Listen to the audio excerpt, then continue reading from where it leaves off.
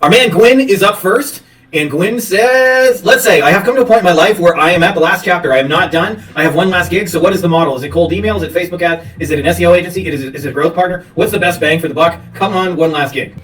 Anonymous says, I've sent out 9 Loom videos with 3 to 4 follow-ups on each. Have yet to close a sale. Anyone want to share their Loom video as an example of what's working? I feel like I'm spinning my wheels. From Adam says, my first Loom, fumbled through it, sent it out a day ago, closed 2 deals, totaling $4,000 per month this morning.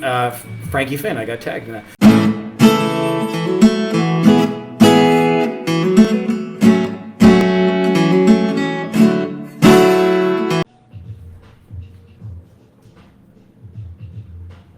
What's up, guys?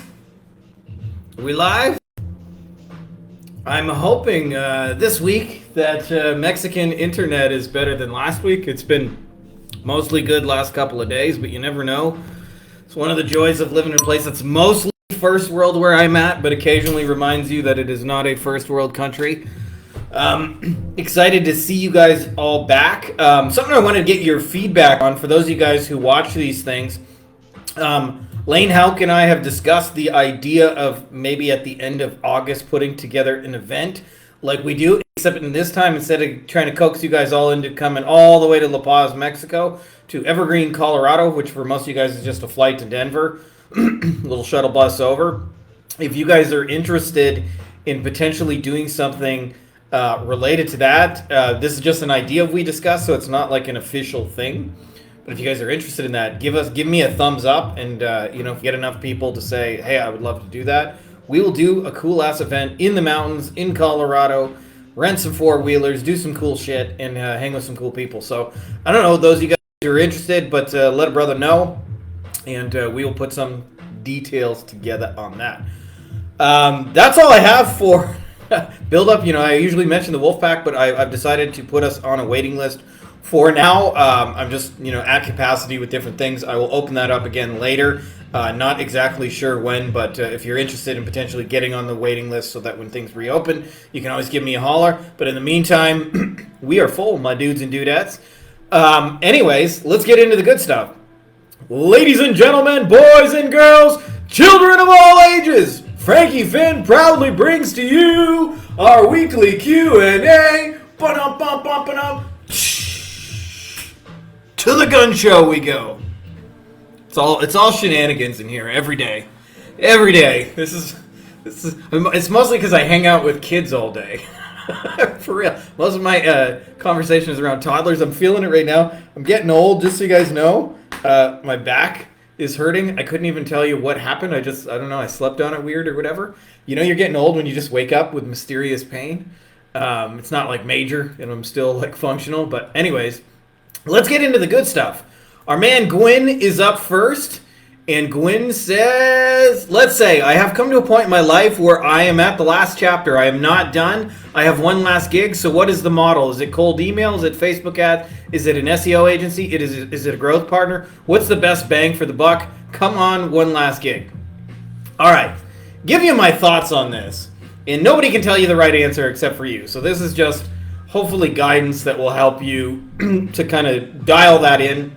But one thing I wanted to say is I think too many people optimize for the wrong thing and end up actually not hitting the goals they want. So I want you to compare, like, most people have in our space income goals, and I think it's the wrong goal. I actually think process goals are so much better. So I've used the analogy, and it's not very exciting, but if you listen to what I'm saying, I'm telling you your life will become 100 times better because of it. Imagine 2 internet marketers are trying to reach a 10-foot tall tree, and a 10-foot tall tree could be a metaphor for 10K a month, 50K a month, 100K a month, million a month, 8 figures, 9 figures, doesn't matter, right? Almost always I meet people who say, you watch, I'm going to get a 10-foot tall tree as fast as humanly possible. And they're willing to do almost anything as long as in their mind it gets them to the 10K or the 10-foot tall tree as fast as humanly possible.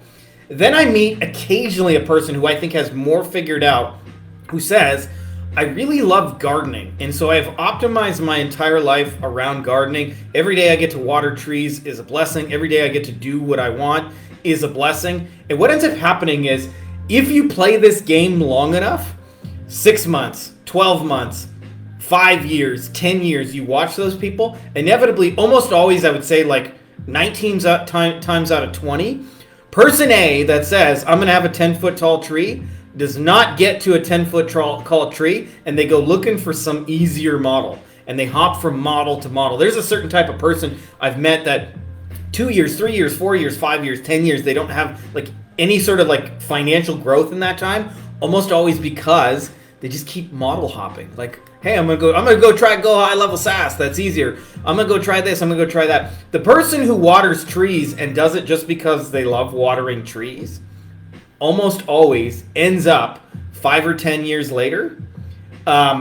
They hit their 10-foot tall tree and just keep going because they're not. That's not the reason they started doing it in the first place. So that's my way of saying, like, I believe it. The more you can optimize for doing shit you want to do, the more you'll hit your income goals automatically. So to me, the most important variable in all that is who you want to wield your magic with, not your model, but who you actually want to do it with. And then the second thing is getting clarity about which model you want to do.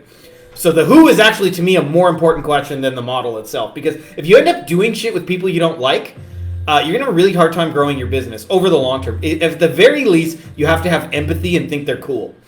So I noticed this, by the way, like I didn't have some undying passion for lawyers when I got into my second agency, but I found the more they talked, the more I was like, man, that sounds like my life. They'd say it's a thankless job. It's not what I thought it is. Clients have no idea what we do. We have to get leads. We have to close them. We have to hire them. Then when I start fulfilling on it, there's all this hidden shit that nobody knows. They keep asking me, are we there yet? Are we there yet? Are we there yet?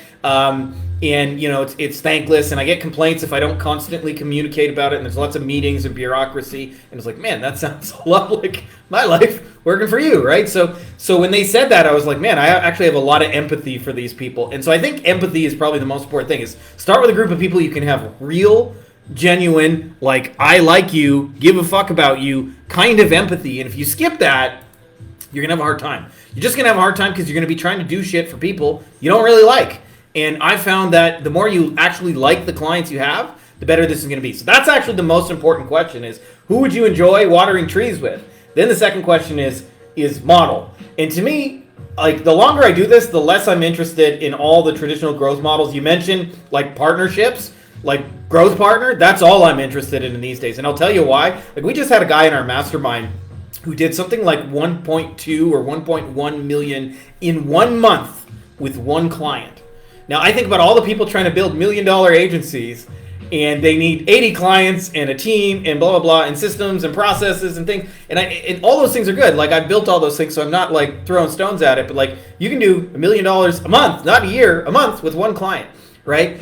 And so to me, like, why would you want to have like all this complexity if you can just have one person to do some cool stuff? Now, obviously, like for stability reasons, I'd probably recommend you have like 5. But you can do like big numbers by just hand selecting partners. And I believe that most in my next book, which is getting very, very, very close to finish, we're actually finishing some of the marketing pieces like cover and getting some of the, you know, the little write-ups for it and things like that now. But a big part of that is, like to me, is the way most people do it is a middle-class model in disguise. In the middle class, what happens is, by the way, you're working for a good salary. That's what you want. And then ideally, if you get enough of a good salary, you can buy a house and a car and the things you want to do. But when it works really well, like when a company grows really, really well, and you're a manager of that company, you don't usually get anything. You might, if you're lucky, get a little bit of stock options, like a tiny amount, but usually you get nothing. And you don't own anything, and when it does really well, there's no benefit. As a growth partner, the opposite is true. When the company grows, like, you're the first one to benefit because you've set it up that way on purpose. So the longer I do this, I'm more interested in that model. And so to me, like, doing this stuff with who you like, being a growth partner is the ultimate freedom and autonomy. It's not for everybody, so like there's a reason why I don't always talk about it that much. But I think I don't know, it's just a good way to operate. So I hope that's helpful to you. I know nobody can give you the answer, but I think really doubling down on who you want to do it for and then making your model out of that will just, you know, generally be better for you. So I hope that's helpful, my dude. Joel says, 50 cold looms sent last week, 10 a day. My CTA is shoot me a thumbs up if you want to know how it all works. Got my first positive reply today. Had a couple of unsub, not interested in out of office replies. Then I saw this one that dropped in. Here goes nothing. Time to record my first Frankie Fihn-style Loom Pitch. Wish me luck. Firstly, my dude, awesome job in like just going out there doing it and putting stuff in front of people. A lot of times, by the way, people have taken my Loom strategy to mean that I like cold message a bazillion people. I actually only cold message 1 to 5 people a week. And what I do is we have a process for identifying the movers and shakers in the industry. In other words, the people who have all the buying audiences already. So like, for example, like say I broke into a new industry and I didn't fucking know anybody. Let's use dentists. I don't like work with dentists, but let's just say like Frankie Fihn wanted to go into dentistry, or some of you guys may actually be in dentistry, and the same would be true regardless of which industry. What most people think to do is one-to-one message people, what I call digital door knocking, because it's very easy to conceptualize. And what I mentioned is years ago, by the way, I actually had a job, my very first job. It was like kind of like cash under the table, so I don't know if it was a real job, but it was the first time I ever got paid to do shit.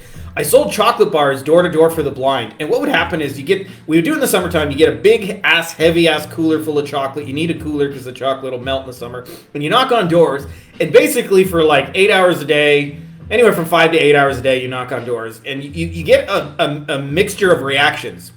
So sometimes people say, no, thank you. They're usually polite about that, but sometimes they'll slam a door in your face. Sometimes they say yes and buy some, and probably the most common reaction is you just don't hear from people again. Either they're not home, or they're home but they choose not to answer the door or whatever. And that's very similar to how most people do cold outreach, including the Loom process you're describing. And it does work that way, but I don't believe that is the most efficient way of doing it.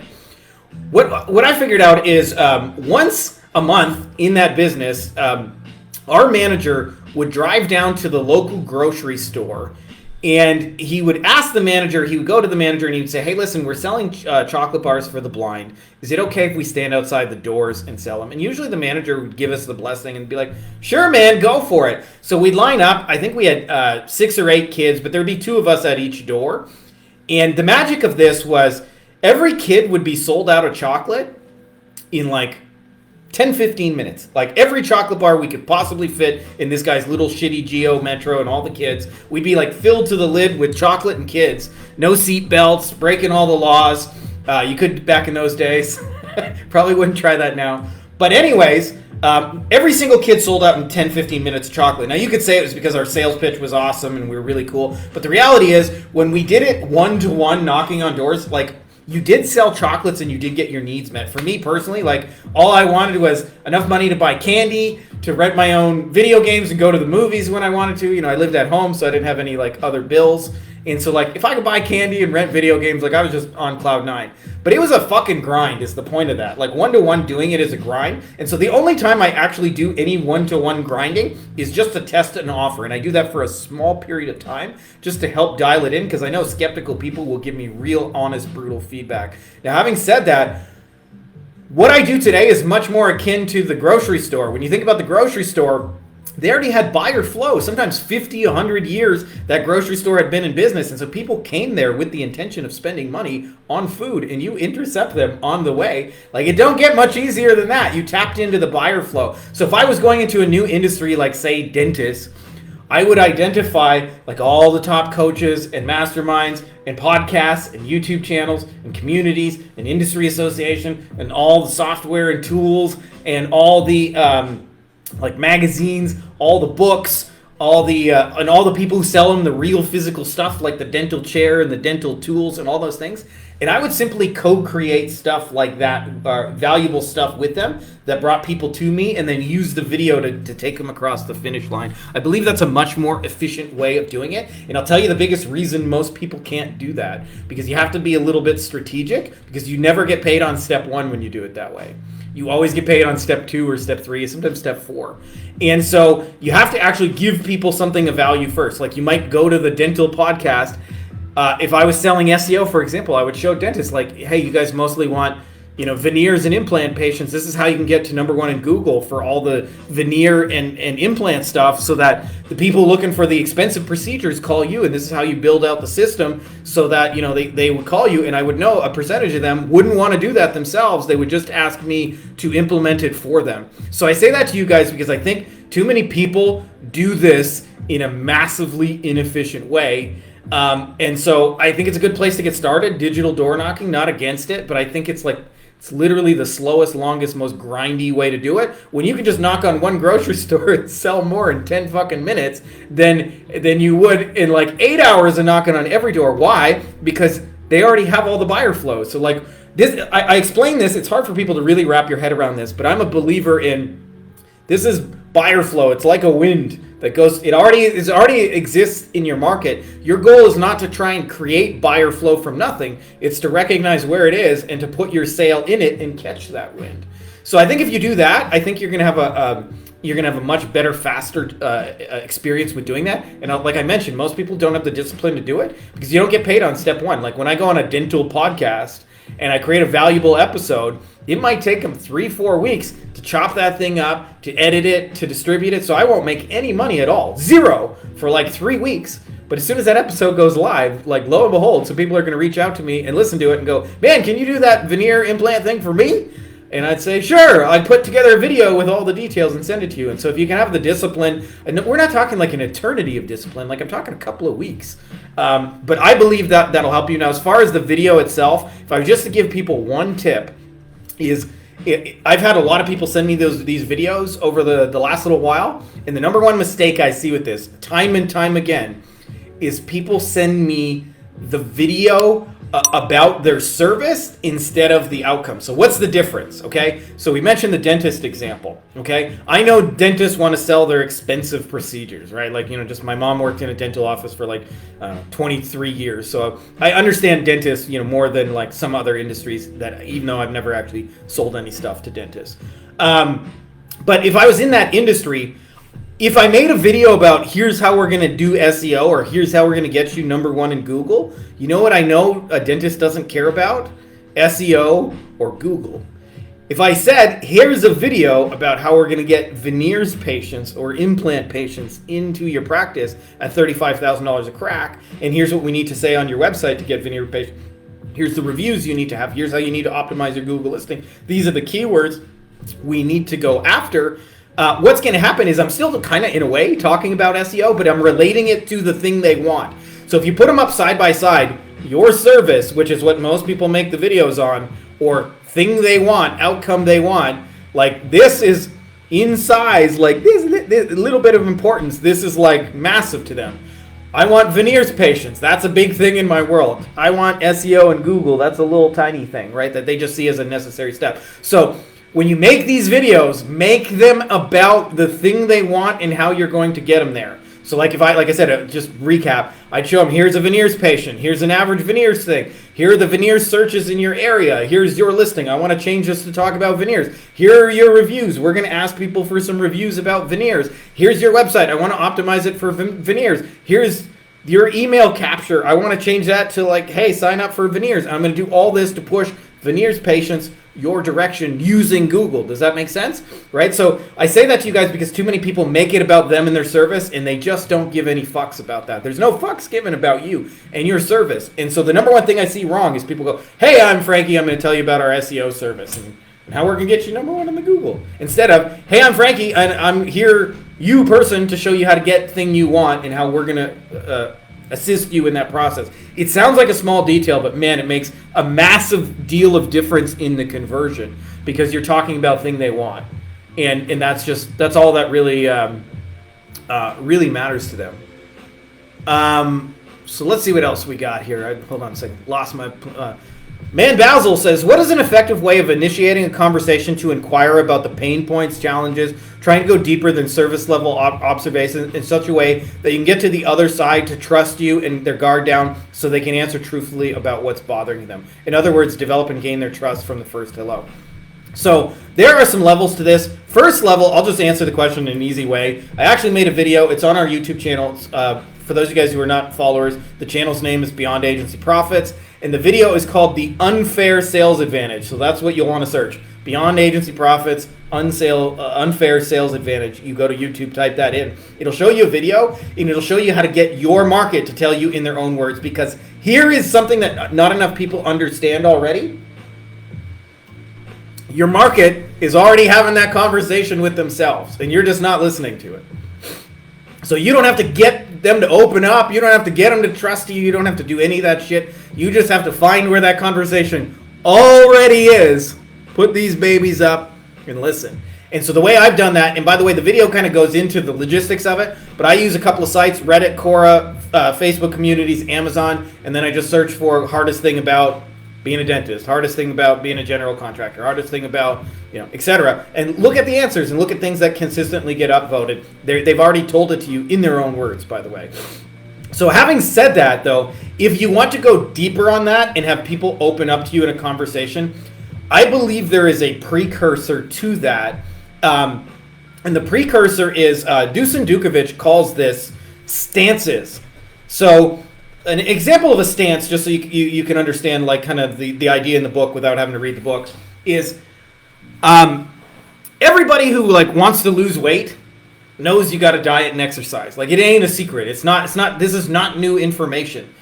But a very few number of people actually follow through on dieting and exercise and make like consistent changes. And the biggest reason is not the thing they're doing, it's the place they're coming from with the thing they're doing, right? So one of the worst places to be coming from anything is the dabbler. And a lot of people dabble in shit consistently. They say, I'm going to try this. This is like learning to swim, and you go, I'm going to put 1 foot into the pool, and I'll see if I can swim. And then the water is cold, and you go, woo!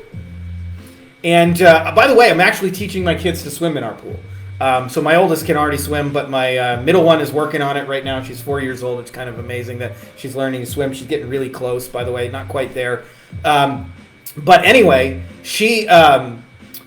when she was learning how to do the pool, like a lot of it is just consistency and showing up and deciding in advance you're going to do it. So I'll tell you the most useful stance when you want to find out information about your market is not, I'm trying to get them to tell me stuff so I can know what to sell them and open up to me and trust me. I don't think that's a very useful stance to get the information you're after. It's very, very simple. One of my mentors calls it the 3 C's. Caring, concern, and the biggest of the 3, curiosity. Jay Abraham told me this once. It was a great story. He said he was at an event one time, and at the end of the event, he ran into some guy at the bar, and they were just talking about life. And he said, I was so interested in this guy because I don't know, just curious because his life was so different than mine. So I want to know, where did he grow up, what his parents were like, who he went to school with, how old was when he first got on the wrestling team. And he said, after a while, this guy just opened up to me and told me his life story. And at the end of it, he said, you are one of the most interesting people I have ever met. And he said, Jay said he was kind of taken back. He's like, I didn't even say anything about myself at all. I just asked him questions about him. And he said, to be interesting to people, be interested. And so I think when most marketers try and dig for information, they're doing it from a technique-based place. And almost always they're thinking, what is the magic line that I say? And I'll tell you, if you come from real, genuine curiosity, your stance is different. The types of questions you ask are different. And when people give you answers, you follow up with them. And when they don't give you answers, you follow up with them because you're genuinely curious. Like, hey, no, like, I'm really wondering, how the fuck are you? What's going on? What is it like being you? So I think what trips people up is a lot of times they're coming from a place of like trying to get somewhere instead of just being like intensely curious about the people. And so like I said, like this information is not hidden. Your people are already in communities with each other, talking to each other. And so you just have to put the ears up. And like I said, Reddit and Quora and Facebook communities and Amazon are some of my favorite places because they upvote the answers. They tell you what's already interesting and popular to the people you're trying to listen to. And so that video, The Unfair Sales Advantage, goes into it. But you don't ever want to guess at this. And so it's not about trying to get them to gain your trust and all of those things, because that's coming from the wrong stance of like trying to get something from. Like literally just become really fucking curious about them and you'd be amazed. They open up to you. And I'll tell you, nothing trips people up in business in this game more than coming from weak, shitty ass stances, because like you can tell 100 people to diet and exercise and like the 3 of them that have the right stance will get amazing fucking results and 97 of them will go, well, that diet and exercise thing didn't work for me. And it's not that diet and exercise doesn't work. You're just coming from the wrong fucking place. So that's probably a deep topic for another day, but I wanted to share that with you guys. But you don't really have to guess at this. Like for real, like if you're trying to, in your case, figure out general contractors, there's subreddits full of general contractors talking to each other already. There are general contractors asking questions to each other on Quora. There are general contractor books with lots of comments where people tell you what their problems are in the reviews and things like that. They tell you why I was reading the book, what I was trying to figure out, why I liked the book, why I didn't like the book. There are as well general contractors, as mentioned in like communities like Facebook and LinkedIn. They're having conversations. So your goal is not to try and like extract some magic thing out of them. It's just to listen. And all the pros do this, by the way. Every like top marketer I know does a form of this. I call it active listening. It's like you go into your market and you intentionally put your ears up and you fucking listen and you see what they're telling you, because it's just going to get you to what you want so much faster by actually helping them to get what they want. So I hope that's helpful to you, my dude, and anybody else listening to this, because once you know what they want, in their own words, like it's all downhill from there.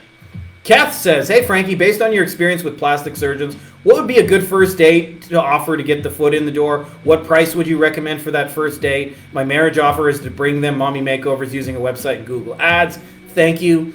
So some of the details of this may have changed over time, Kath, because, like there's always ebb and flow to a market. I haven't worked with plastic surgeons just, for like 10 years. So anything I say on that is based on 10-year-old understanding.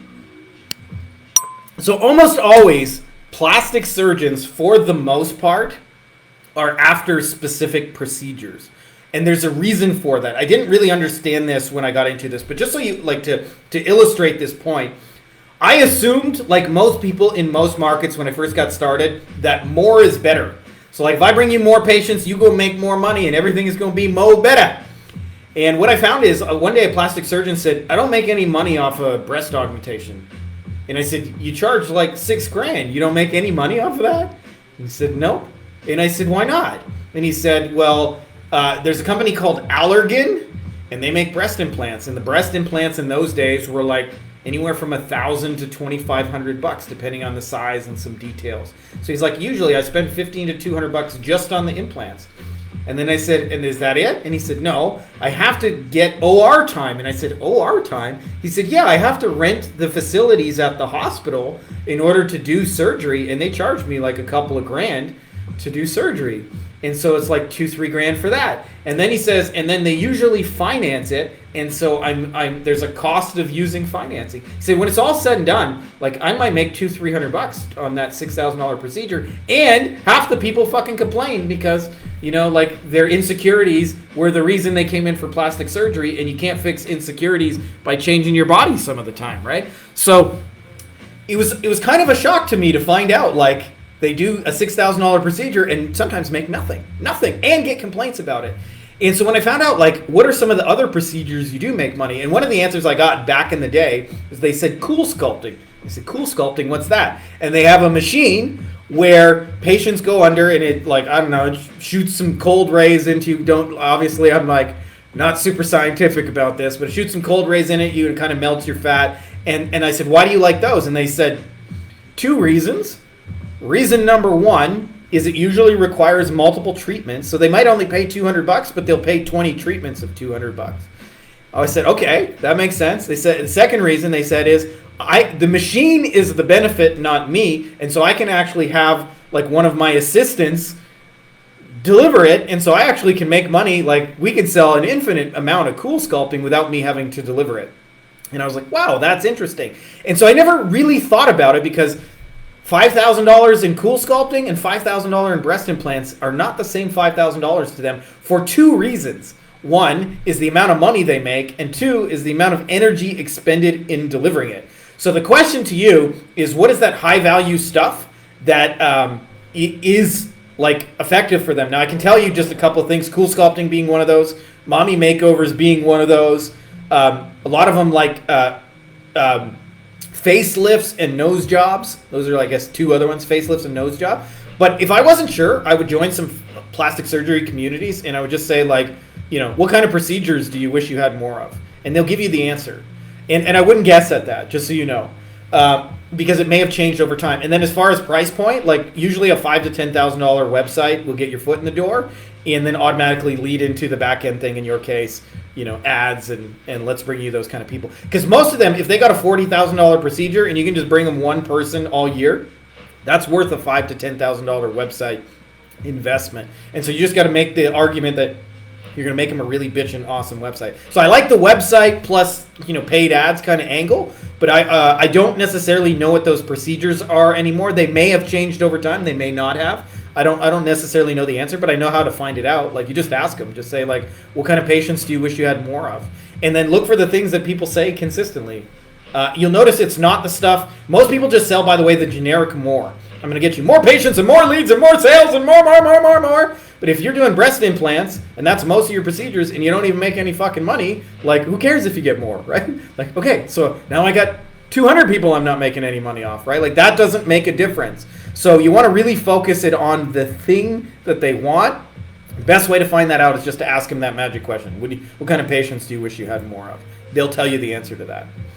Anonymous says, I've sent out 9 Loom videos with 3 to 4 follow-ups on each. Have yet to close a sale. Anyone want to share their Loom video as an example of what's working? I feel like I'm spinning my wheels. Firstly, Anonymous. I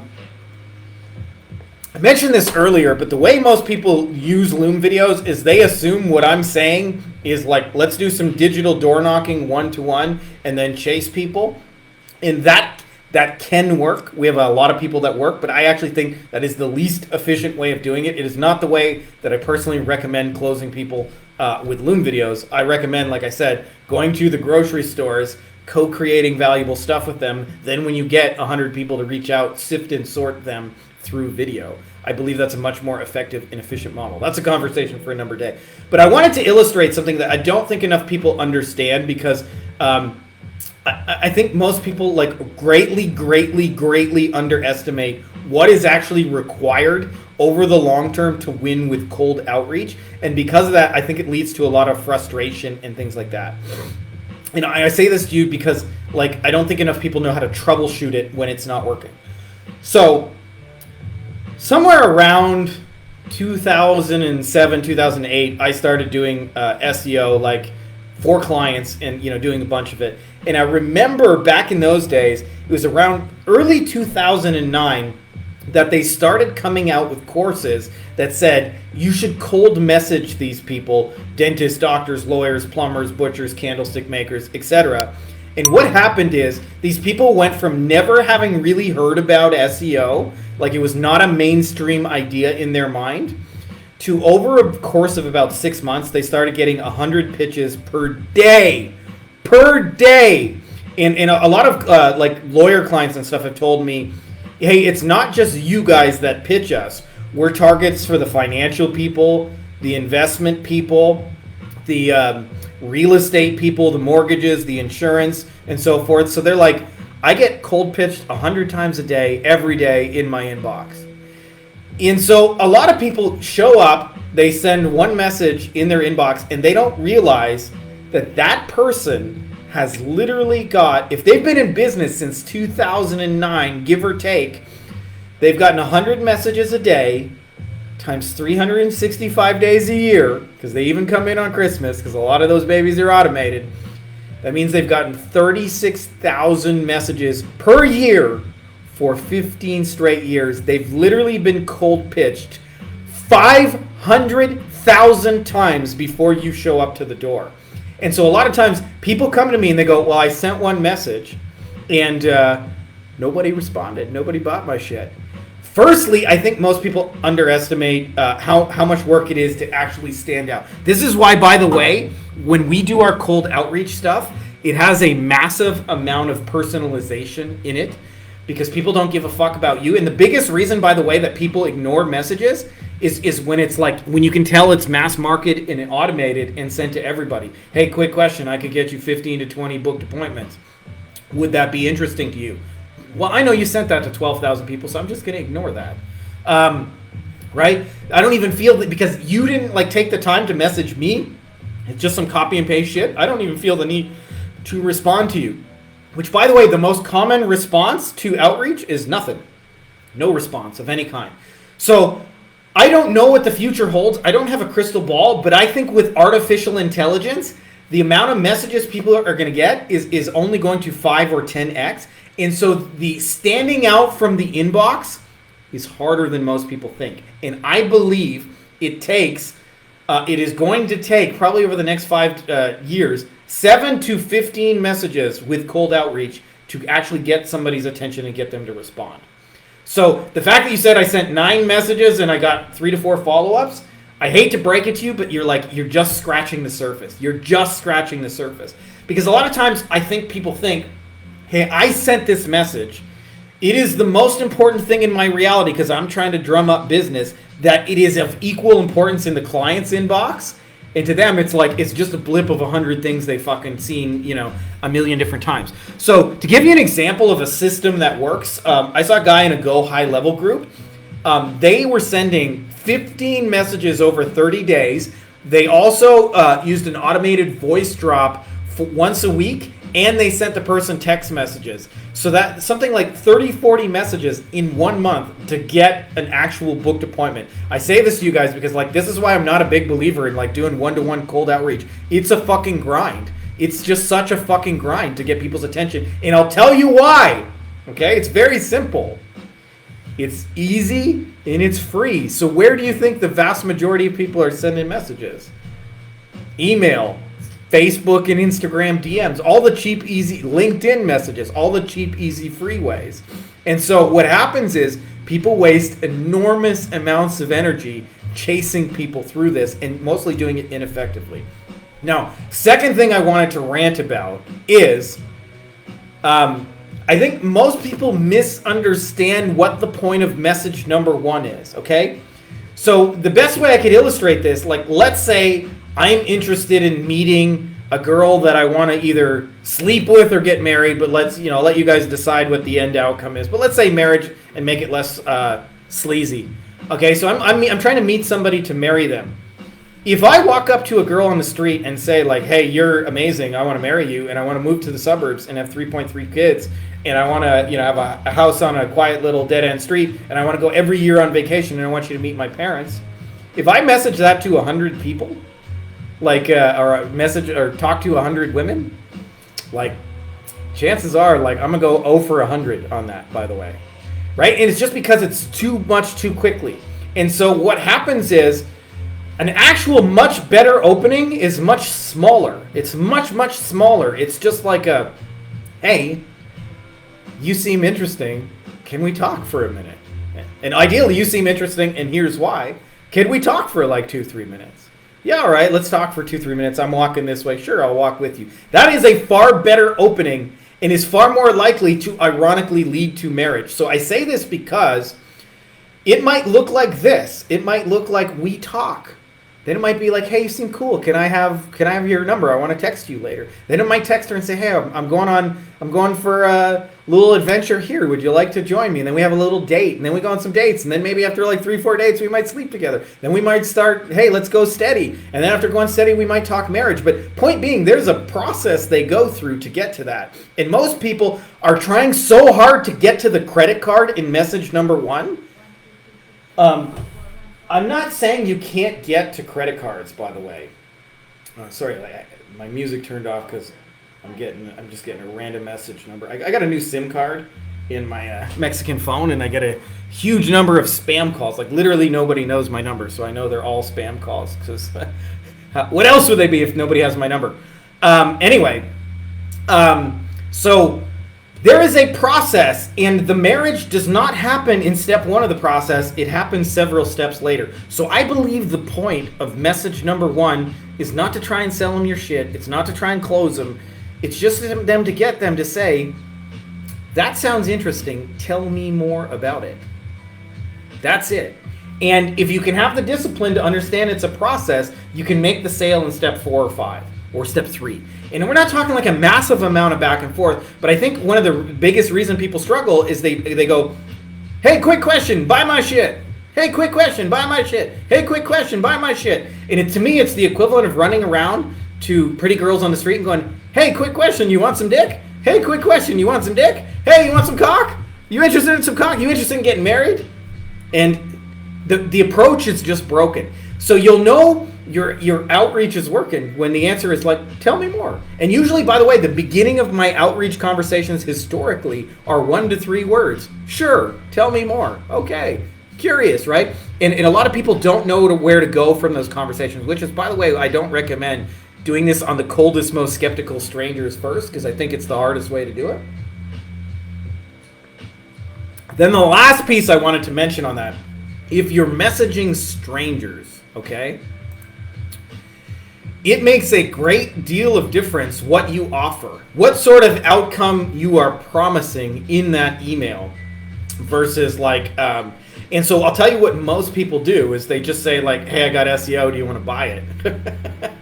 Instead of, like, to me, again, using the dentist example from earlier, it might just be as simple as, hey, Dr. So-and-so, and I would always personalize it first, saw you and your practice, or your partner met at the Dental Institute of Atlanta. That's a really cool place to meet.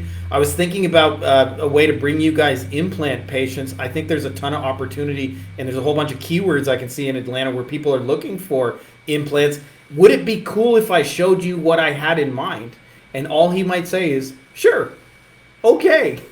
That's it, right? That's really it. All you're looking for from response number 1. So I say that to you guys because I think too many people have unrealistic expectations of cold outreach. For one, in terms of how much is required to stand out, how much repetition it actually takes, and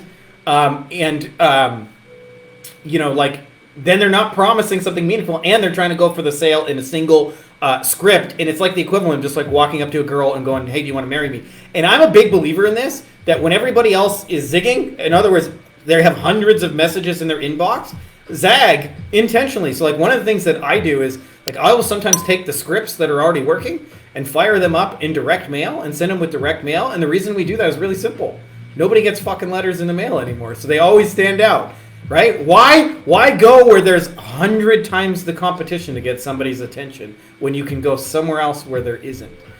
So I'm not against cold outreach. I just think it's like, I don't know, I get more questions about this than anything else. It's literally the most, one-to-one cold outreach is like literally the most inefficient model ever invented, and yet people do it because it's cheap, easy, free, and you can start like potentially getting responses right away. But having said that, like, holy fuck, what a grind. So that's all the rant I got on that, but I hope that's helpful to you to dial that in. But you're barely just getting started, and I hate to break it to you, but I hope, you know, give you a clearer idea of what it's going to actually take to be successful.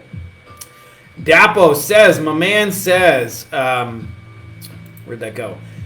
An interesting business tip: don't focus on your weakness, focus on your strengths, and make the best out of it. I would say like, yeah. Look, yeah, of course. And it took me a lot of years, by the way, just to realize this, that everything you hate in business, someone else loves and wishes they had that for work.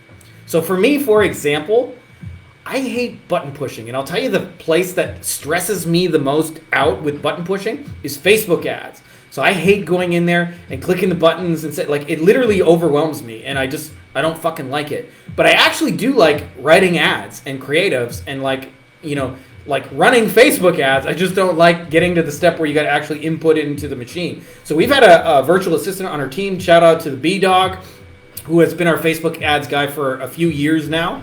And I remember the B-Dog, for him, it represents learning and growth and some new cool thing. And I remember actually asking the B-Dog, like, after a month of it, like, are you still liking working with us? You still enjoying this process? He said, it's amazing. I'm learning so much. It's so cool. For me, what he's doing represents a death sentence. I couldn't imagine anything worse than having to click the buttons in Facebook ads.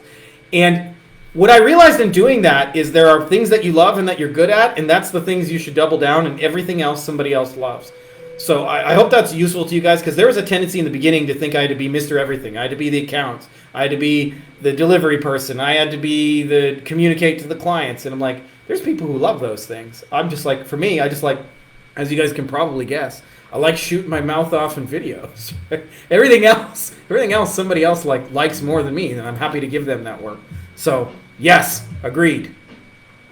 From Adam says, my first loom, fumbled through it, sent it out a day ago, closed 2 deals, totaling $4,000 per month this morning. Frankie Fihn, I got tagged in that. Firstly, my dude, congrats. I'll tell you once you realize that you can close in video, it's a total game changer. And I wanted to rant on this because you didn't really ask a question here, but I really want to illustrate this point to people. It's easier to close people with money on video than through a sales call. And this is counterintuitive to what life taught me the first little while. I was told that you need to get on calls with people so that they understand the price and the context and all the deliverables and all those things. And what I came to realize, especially busy, successful people with money, hate being sold but love to buy. And I'll give you an example of this. I wrote about this in a post, but it kind of illustrates the point. So, I don't know, a month or two ago, I took the family glamping. Glamping is like fancy camping, and where we live in Baja California, Sur in Mexico, there's lots of like little fancy camping places on the beach. I'd say there's probably like 15 or 20 different retreats within an hour here in different directions. And so I decided I was going to take the family glamping. And the way they have it set up here, by the way, is you can't buy it on the website. Everything here operates through WhatsApp. So you have to text a salesperson, have a conversation with them, and then book it through there. So, not leaving it to chance, I messaged 4 different glamping retreats, and I said the same thing to all of them, which is, do you have Saturday and Sunday available? By the way, I actually prefer regular camping, but the magic of glamping, especially with 3 little kids, is it's already set up when I get there. It's not like I need like fancy bougie camping, but it's like, I don't have to build a tent and pack all this shit. It's like, it's all there. I just worry about getting my kids there alive kind of thing. So anyways, First Place messages me back 15 minutes later, and they said, yes, we have Saturday and Sunday available.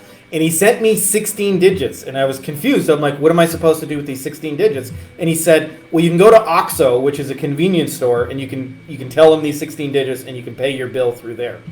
So in my mind, I live in the sticks. The nearest like bank machine is like, I don't know, 10 minutes drive. So I got to drive 10 minutes to the machine. Then I got to drive over to OXXO. That's probably another 10 minutes. So that's 20 minutes in the car. And then I got to stand there in line and have this awkward conversation in my broken Spanish going, hopefully you know what to do with these 16 digits because I don't. And it's, I'm still learning Spanish. So that's a hard conversation for me to have because it's still a foreign language. And if there's any curveballs at all in it, I don't really know what to say or what to do. So that immediately was like, that already sounded like too much work to me. Second Place messaged me after 20 minutes, which was 5 minutes after the First Place. They said, yes, we have Saturday and Sunday available. And they said, we have 3 ways to pay. One of those was PayPal. I said, send me the PayPal link. They sent me the PayPal link. I bought it. Third Place got back to me a day and a half later. And by then, I'd already booked. And I already paid for another one, so I just never responded. Fourth Place just never responded at all. And so I couldn't give this place money if they wanted to. Now, it's funny because a lot of us have clients like that. The First Place is saying, everybody's a tire kicker. The Second Place is saying, oh, these are great leads you're sending. The third one is going, they're all bad leads. And the Fourth Place says, oh, we never get anybody interested in our stuff. We must be not visible enough online. So anyways, I illustrate the point because as a busy, successful person, I just want to fucking buy it. And I actually don't want to be sold it at all. I just want to fucking buy it, right? Like, I don't want hoops to jump through. In fact, if one of those places just let me buy it right off the website, I would have talked to no one.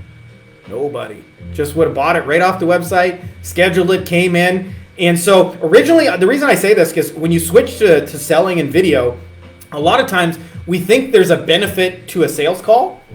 And a lot of times they actually get in the way of sales. Because if somebody's hot for it, now you're forcing them to often wait 3 to 5 days out into the future when it's scheduled, or sometimes like 24, 48 hours, even 2 days. I got to wait 2 days to buy some shit. By the time they get on the call, they've half forgotten, so they've cooled off. Often they just want to know the price and how much it is and little details like that. And so what I found, the moment you're just upfront about those details, put them in a video and send them, you'll start closing people and you'll find out, shit, that was easier than what I've been doing all along. Because like they actually just wanted to buy it. And I was erecting all these obstacles to it. Erecting, by the way, good word, giggity. So anyways, a big part of closing a video is just remove the friction. Just let them buy it right then and there. And they'll tell you the biggest reason people don't. They go, what if I get bad clients? And I'll tell you, You can almost always tell just from a little text interaction where they say, can you send me the video? If they're cool, they'll just say, hey, really appreciate that. We want to get started, blah, blah, blah. Let me know what the next step are. If they're not cool, they'll say shit like, send me the damn video link already. Like, I'm tired of this bullshit. And you're like, you can already tell that person's going to be an asshole just in a text message, right? So I say that to you because you guys will generally do better closing in video. And the other thing is, nobody told me this, but you'll make more sales through the process through video than without. And a lot of times people ask me questions. They go, well, what's your closing rate? And I'll tell you, when I used to do calls, especially with like lawyers, like a market I know well, I close like 80% of those calls. So if I get like 10 calls, like 8 of those lawyers are signing up, and one of them I probably didn't want. So like I'm like 8 for 9 in like batting average. Now that's not true of every market, just so you know. But like when you really get to understand like a certain niche, you get really, really good at just speaking their language, closing them, knowing what they want. But here's the thing: if 10 people are willing to jump on video with me, or jump on a call with me, in my experience, 100 of them will watch a video. And so I might only close 15, 20% of the video, but if I go 8 for 10, I'll get 80% of them. If I go 20 out of 100 in video, I'll end up with 20 clients versus 8. And so a lot of times people go, what's the conversion rate? Oh, it's only 15, 20%. Like, I don't want to do it in video. But yeah, way more people will say yes to watching a 5-minute video than they will to spending an hour with you on the phone, especially when they know they're going to be hard pitched and probably sold some shit. Even if you never did that, they know there's like the chance is there. So I say that to you guys because you'll just do better in video. Gert, my man. By the way, if you guys are posting comments, I don't actually see them right now. Sometimes it just, I don't know, just doesn't show up for a brother. So if I see them, I will reply in the comments, blah, blah, blah, after. Anyway, sorry. Getting back on track. This was a really great question, Gert, and we're going to jam more about this week. But Gert says, short summary of my question. Wouldn't it be easier for me to figure out paid ads and offer a full-service marketing package to local businesses in my chosen niche instead of trying to sell them SEO, mainly because I could be able to show results much faster? Long version. When trying to get local businesses as SEO customers, most of them don't care about SEO being the main vehicle of result getting, and if I pitch SEO to them, it means I have to make 2 sales. 1, convince them that SEO is a decent airplane. 2, convince them that my airplane is the one to choose, making my shit 2 times harder to sell. So instead, would it be easier to just figure out paid ads, Facebook ads plus Google ads, to be able to show them results, to get them $100 clients within a month for free or whatever with a trial, then to try and sell them on the full marketing package, including SEO? So I'd be eating the full complexity of client getting. Thank you in advance. So this is something we're going to wrap on more this week, Gert, because I think this is like super, super important for those of you guys. Give you guys a little bit of backstory that will be helpful in understanding this. So I have a concept I call the shoe stores or the shoe buyers, and it's a Dan Kennedy thing that I've been given credit for. And Dan Kennedy says, if you sell shoes, your first instinct will be to try and sell to somebody who's barefoot because they need what you got, right? Like you got shoes and they ain't got shoes. It makes a lot of sense. And what you actually want to do in practice, which is sometimes a little bit counterintuitive, is to sell shoes to somebody who has a closet full of 200 pairs of shoes. And there is always a reason why they need a new pair of shoes. Like maybe they don't yet have hiking shoes, or maybe they need orange ones to go with their, their bridesmaid dress, or maybe like they need new basketball shoes, or maybe they just want another fucking pair of shoes for no reason other than they just want a pair of shoes, right? But and I'll give you guys a real life experience of this, okay, of how important this concept is, like when you get this right. And then I'll kind of extrapolate to your question. So this whole agency mentorship thing for me started around 2016, 2017. I had a lot of friends who were asking me, how the fuck are you guys closing so many sales with webinars? And I said, well, I got a webinar framework. Like I could build it for almost anybody in any local business if you guys want. I'll help you build it. And so I reached out to a couple of friends. I ended up having like 12, 13 people. I think we charged like $5 or $6K. And a couple of you guys are still in this community today, which is awesome. And I said, let's build this webinar. Now, we planned for a 3-day event. And ironically, we finished the event in a day and a half. And so we ended up like talking about all these agency kind of questions and onboarding, training, and SEO and blah, blah, blah, because I didn't know what to do for the last day and a half. I was like, what do you guys want to do now? And they just had all these questions. And so we jammed on them. So I say that to you guys because the first call I ever made for that, I called up a friend of mine, Chris, who's in this group.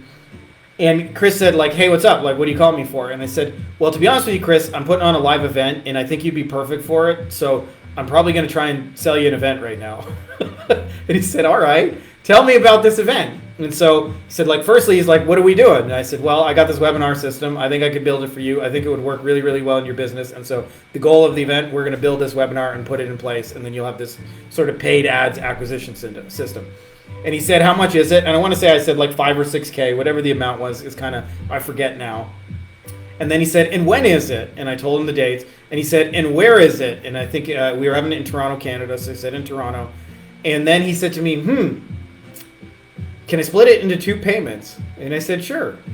And that was it. And in 2 minutes later, we agreed to the event and like to do the thing.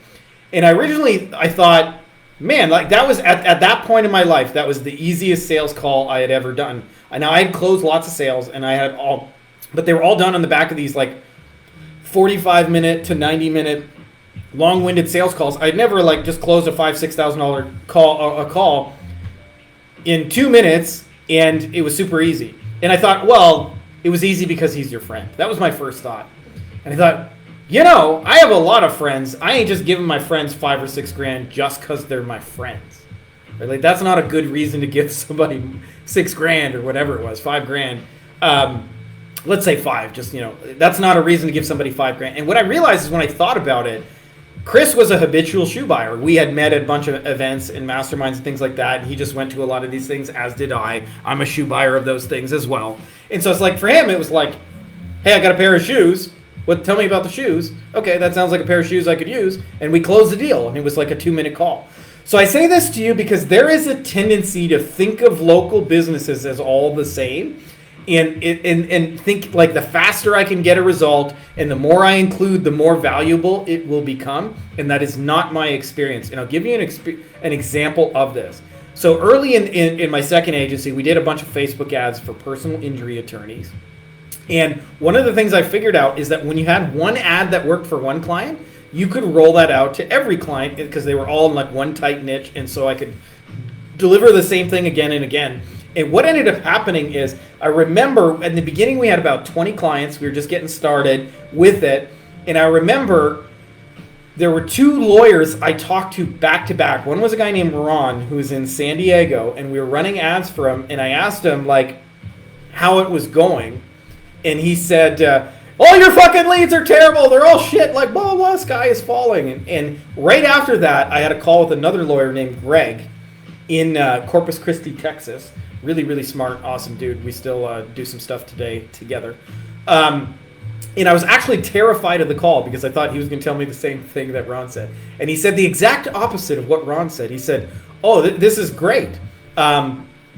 We did the analysis on it. Your cost per case with you guys is the cheapest we have in the entire company. The leads are working really well. We closed 3 of your cases this month. We're excited to see where the future goes with you guys. But so far, it's been working really, really well, and we're really, really happy. And I went, huh. Now, I didn't really understand it at the time, but Ron was a single struggling solo lawyer, the guy in San Diego who complained. And he typically didn't answer his phone because he was in like dealing with clients a lot, and he didn't know what to say, and he didn't know how to close, and he never really had been successful with closing internet leads before we showed up. I compare that to Greg, and Greg had a whole team of people that were trained on closing. They had a script that they followed. They had regular meetings once a week where they reviewed calls and dialed in that process. They knew all his numbers. He had brought in the best coaching programs. He had hired the best consultants to help him with the phone. They knew how to answer the phone. They followed up at least 6 times with people. They had a rule you had to call back internet forms within 3 days. They entered every lead into a CRM, and they systematically worked every single lead. And so I say this because your success has more to do with client selection and less about what's in your package. Now, having said that, I will answer your question. If you include paid ads and you make it faster, will that make it better? Probably, if you're able to pull that off. And there are pros and cons to both of that. The pro being, if you can make your shit work faster, it's obviously an easier front end sale. The con of that is you may dilute your package, and you may make it like actually harder to say yes to, because you may have really awesome SEO and watered down pay-per-click, right? And then people you get all the complaints about the watered down pay-per-click, even though the SEO is actually pretty damn good. So this is my way of saying, like, if you could take 100 of business owners in your niche and put all like let's represent your entire market with 100 people, and let's put them in a room. 80 of them, for the most part, are broke. And not only can they not pay you, but you couldn't help them if you wanted to. And my favorite example of this, by the way, I've watched a lot of Kitchen Nightmares with Gordon Ramsay.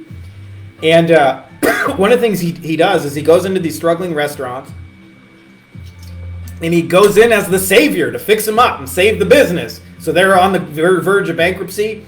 He'll often renovate, or his team will renovate the entire restaurant. He'll fix up the whole menu. He'll fix up their processes. Sometimes even bring in a new chef. And you know what his success rate is with those businesses? In other words, the 80 people that were already failing before he showed up? 5%. That means if he goes to 20 restaurants that are struggling, get the best chef in the world to help them, 19 of them are still struggling and often out of business after he leaves. Things that make you go, it took me a lot of years to understand the power of this next statement, which is, we do not help losers in business to become winners. We simply help winners win more. So your goal is not to try and make your package as fast as blah, blah, blah. It is actually more prudent and more valuable to identify the 15 to 20 who spend all the money, and ideally were already succeeding before you showed up. When I think about Greg was already closing cases successfully before I showed up. Ron was not. So all that happened when I poured leads onto the system is more of Ron's inability to close showed up, and more of Greg's system showed up. So I say that to you because 80% or 60% of the success in my mind is just choosing the right people to begin with. And so are there benefits to making your package an all-in-one that works faster? Certainly. But I think it's focused on the wrong thing. It's actually not focused enough on the people who most benefit. It took me a lot of time to realize this, by the way, because this dramatically affects pricing more than anything else in the world. Is how much money you can charge is based on who you do it for, not what's included in the package. So like, for example, if there's a single business in your area that's running ads for the first time and they're willing to invest $200, like how much do you think you're going to charge as an ads management fee if this is the first $200 they've ever invested? Probably not a lot. If there's a business that's spending $5K to $10K a month regularly, how much are you going to be able to charge as an ad fee? And then as a case, like I've had lawyers who spend like $350,000 a month on pay-per-click ads, right? How much do you think you can charge as a management fee? You can charge 10 grand without batting an eye, right? Hey, we're going to charge 10 grand to manage 350K. In all three cases, it's the exact same service, but who you do it is dramatically different. And I used to do all the wrong shit, by the way, on this, because I remember somebody told me years ago that if like to raise your prices, do all these affirmations and shit like that. So I'd look in the mirror and I'd be like, you're worth it, man. I believe in you. Your shit's worth way more money. And then you talk to the wrong people and they still tell you it ain't worth it. So I had a mentor once who told me in his little town of 30,000 people, he was sitting for a meal and the owner came out to greet them. They had a little bit of small talk. I asked him what he did. He said he was a marketing consultant. He said, really? He said, I could use that. What do you charge for that? And he said, typically I charge between 50 and 100,000 a year. And the guy went, 50K starting? You're out of your fucking mind, right? Like I would never pay you for that. Now there's a tendency to think that, hey, they just insulted you in your package, that means something about you. But in actual reality, he's just got a little hole in the wall restaurant in a small town of 30,000 people. It's probably not actually worth it for him to invest $50,000 in growing it. Compare that to somebody who has 100 locations across 5 states. That's a total, that then 50 grand becomes a no-brainer. So the biggest variable in all of this is who you do it for. And We're going to talk a little bit more in the coming days about methodologies, but I believe the goal is to identify the 15 to 20 who spend all the money. So like you think 80-20, if there's 100 of your people in the room, 80% of them have significantly less money and spend significantly less on marketing, in other words, buy less shoes than the 20. Even though these ones are much smaller in number, they actually spend 4 times as much money as the other 80 combined. And there's an 80-20 within that 20. There's literally one fucking guy who's got more money than the other 99 combined. And so what happens is people try and change all these variables in their package and don't try and change, to me, the most important variable, which is who you do it for, and aiming it at people who can afford to pay it in the first place. So you mentioned trying to sell SEO to people who don't buy SEO. That's talking to the 80% who don't buy shoes and trying to say, hey, you're barefoot, buy shoes. Rather than going, hey, 20% of people who buy all the shoes, I got another pair of shoes for you. So to me, this is true, by the way, whether you guys are in dentistry, whether you guys deal with local businesses, whether you deal with like experts, coaches, consultants, course creators, whether you guys do this for e-commerce, whether you do this for SaaS, makes no fucking difference. 80% of SaaS owners are broke. 80% of e-commerce owners are broke. 80% of coaches are broke. Your goal is to identify the 15 to 20 who are already succeeding and pour gasoline on this. And it becomes more pronounced in certain industries with like low barriers to entry. So like, for example, somebody was asking me the other day about real estate agents. It's very easy to become a real estate agent, but most real estate agents like don't fucking make it, right? So if you align your business with, like, say you work with real estate agents, you align your business with the 90 or 95% who are struggling. Like, what do you think is going to happen to your own business? You're going to fucking struggle too, right? Compare that to the 5% real estate. Like, if I was going to do real estate agents, I wouldn't work with the, hey, I just got my license last weekend, don't know how to close, don't know how to market, don't know how to sell, have no pieces to work together. The opposite, I'd work with a guy in town who's got 18 fucking billboards on every square block and has a team of 100 people, and they have systems and processes for closing, and I would bring that guy leads because he'll know what to do with them. Right? And it sounds counterintuitive because it's about helping winners win more. And a lot of times we think, oh, they're already winning at the game of business. They got everything figured out. And I promise you the opposite is true. Even though they're winning at the game of the business, they have more problems because of it, right? Like, you know, like the most successful lawyers I know, they got to stay on top of TV and radio and billboards and TikTok and Facebook and SEO and pay-per-click and Instagram and LinkedIn, etc. Like just the amount of shit they're managing is 100x. They need more help. They need more help, and they're happy to pay you for it. So I say this to you because there's a tendency to think the way to make your shit is more desirable is to include more stuff in it, and that's useful if you're talking to the right people. But otherwise, I promise you, you'll bang your head against the fucking wall in ways you can't imagine, because I mentioned this the other day, but like imagine, like if you imagine your marketing service and you kind of like, as an analogy, you think about it as barbecue pork ribs. If you think about your stuff as like barbecue pork ribs, this is how much selling to the right people makes a difference. If you take your barbecue pork ribs and you go to the Jewish vegetarian conference, right? People who A, don't eat pork, and B, don't eat meat, and you try and fucking sell them ribs. I don't care what your messaging is. I don't care what your copy is. I don't care what's in on your package. I don't care how fucking awesome it is. I don't care what your case studies are. I don't care how awesome you've been doing it for 15, 20 years. You're going to sell 0 fucking ribs. And if anybody tries your shit, they're going to dabble in it and they're going to back out first sign of trouble. Take that same offer, go to a college football game in the South. You're going to have a line half a stadium long because they're pork rib buyers. They like ribs. They already agree with you. So the biggest secret to me is like if you click on a client's website and you cannot identify that they're spending money on marketing, right? Like to me, the best clients already got a LinkedIn. They already got an Instagram. They're posting on Facebook. They're running paid ads. They got SEO and pay-per-click. It's counterintuitive because you're like, hey, I sell SEO. They already got an SEO person. Why would they hire me? And those are actually the people who are the best ones to offer your stuff to. So to answer this in a long-winded way, yes, you can add more to your package. There are pros and cons of that, but sell to people who are already buying it. If you cannot find evidence of 200 pairs of shoes in the closet, right? So like I showed this in our mastermind, really simple example. I did it in the lawyer market. I went to Google and I typed personal injury lawyer and you pick any city, Atlanta, okay? There's 5 guys who are advertising on pay-per-click. How do I know those people have money to invest in marketing? How do I know that somebody who's spending money on Google pay-per-click or right now, today, has money to invest in marketing? And the answer is because they're doing it. They're buying shoes right now.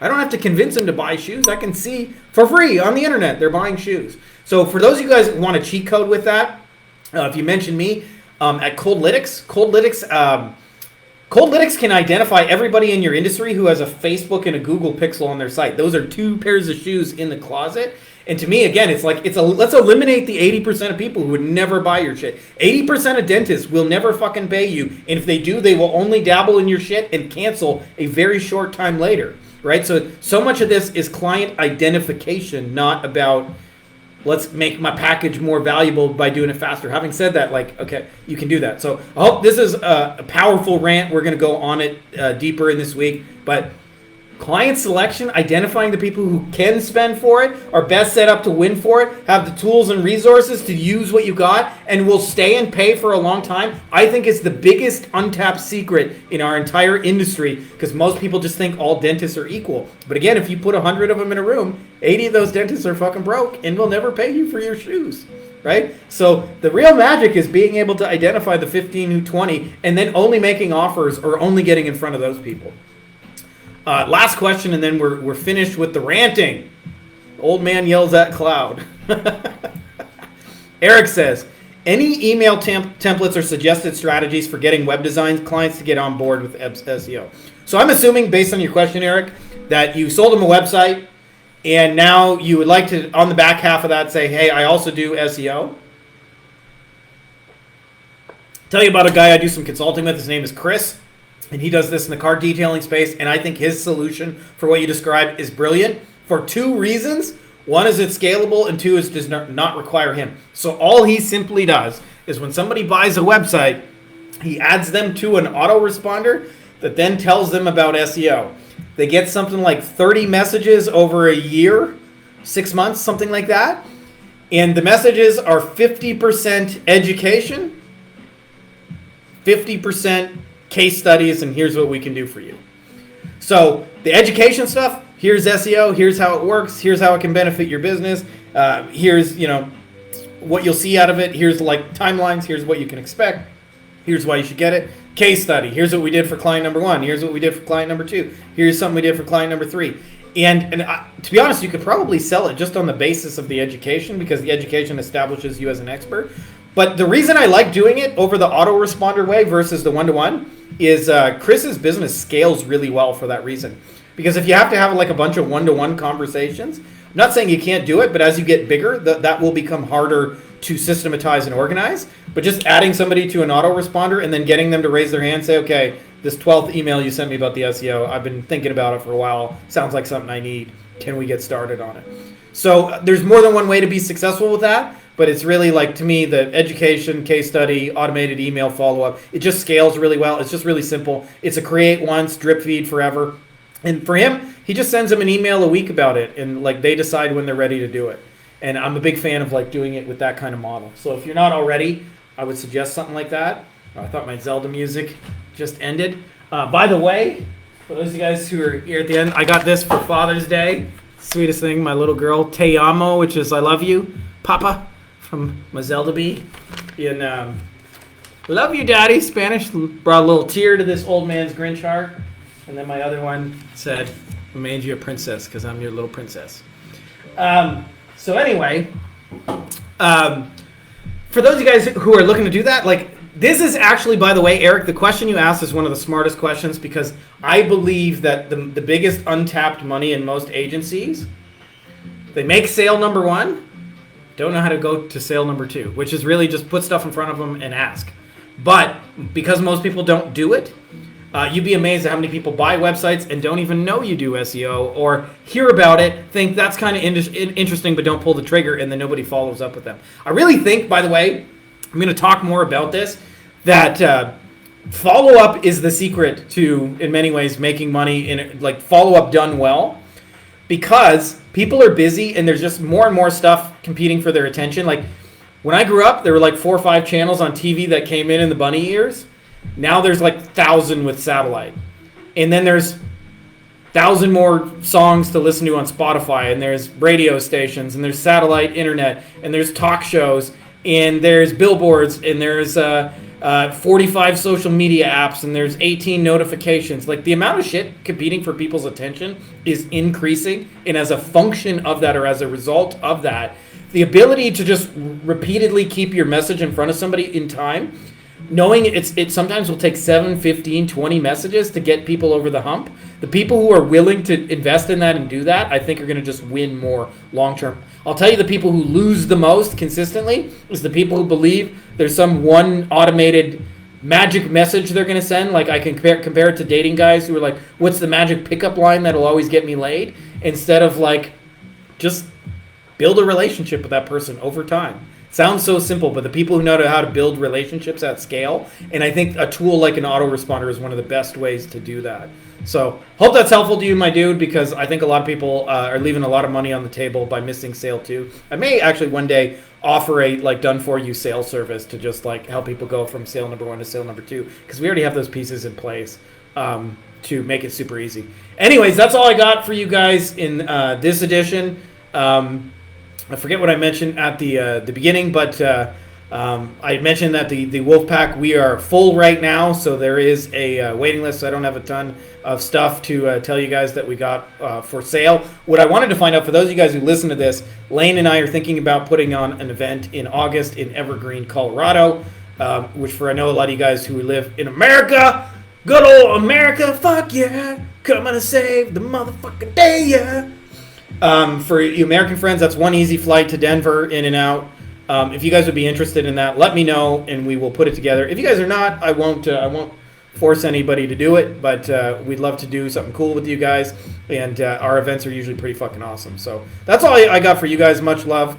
May the force be with you, and happy Monday. Hey guys, if you like this video, you'll probably also like our free Facebook group, Beyond Agency Profits, Agency Lifestyle Design. You can get free copies of the book inside here. I look ridiculous. We're doing weekly Q&As, giving answers to all your questions. Some of the best, smartest, brightest people. We've got lots of industry leaders doing 7, 8 figures and beyond. It's a literal who's who of the brightest agency owners that I know, as well as lots of tips on scaling and stuff, books that work. So if you're not already part of it, you're going to want to be part of it. So make sure to click the link. I put it in the description of the video as well as in the pinned top comment below. So just scroll down and you can join, and it's totally free.